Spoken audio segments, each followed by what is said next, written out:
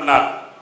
మా ఎన్నికల్లో కష్టపడ్డారు, తర్వాత రఘురామరెడ్డి గారు ఎన్నికల్లో కష్టపడ్డారు, మళ్ళీ ఇప్పుడు మల్లాన్న గారు ఎన్నిక వచ్చింది, రేపు ఇంకా చాలా రాబోతున్నాయి. ఏదొచ్చినా కూడా మీ యొక్క స్ఫూర్తితోటి, మీ యొక్క సహకారంతో ఈనాడు ఎవరు ఊహించినటువంటి కాంగ్రెస్ పార్టీ ప్రభుత్వం ఈరోజు తెలంగాణలో కొలువై ఉంది. ఎవరు సృష్టించినా విచ్ఛిన్నమైనటువంటి ఛిద్రమైనటువంటి వ్యవస్థని అన్ని రంగాల్లో మళ్ళీ దీన్ని సరిచేసుకోవాల్సినటువంటి అవసరం రేవంత్ రెడ్డి గారి ప్రభుత్వం మీద పడింది.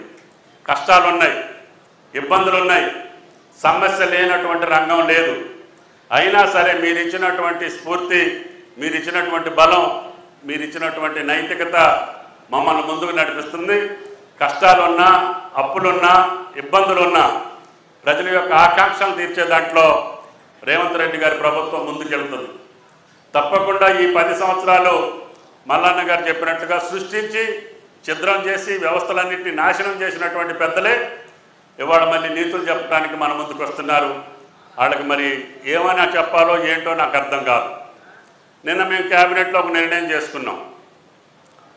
500 రూపాయలు ధాన్యానికి మేము బోనస్ ఇస్తామని చెప్పిన మాటకి కట్టుబడి ముఖ్యమంత్రి గారు రేపు భవిష్యత్తులో బడి పిల్లలకు కానీ, రేషన్కి కానీ, పేదలకు ఇచ్చే రేషన్ కానీ అన్నిటికీ సన్న బియ్యమే ఇవ్వాలి.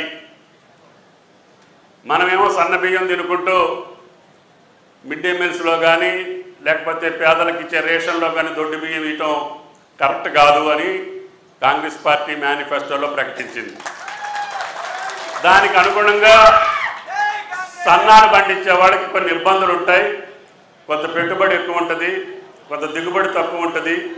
కాబట్టి మొట్టమొదటిగా మనం అందరికీ సన్నబియ్యం ఇవ్వాలనుకుంటున్నాం కాబట్టి వాళ్ళకి మనం బోనస్ ఇద్దామని చెప్పి ప్రాథమికంగా నిన్న క్యాబినెట్లో నిర్ణయం చేస్తే తెల్లారిపాటికి ఏ రకంగా మురుగుతున్నారో మీరు చూశారు. అసలు బోనస్ అనేటటువంటి పదానికి అర్థం తెలియనటువంటి వ్యక్తులు దీన్ని బోకస్ అనేటటువంటి దౌర్భాగ్యానికి ఒడిగడుతున్నారు.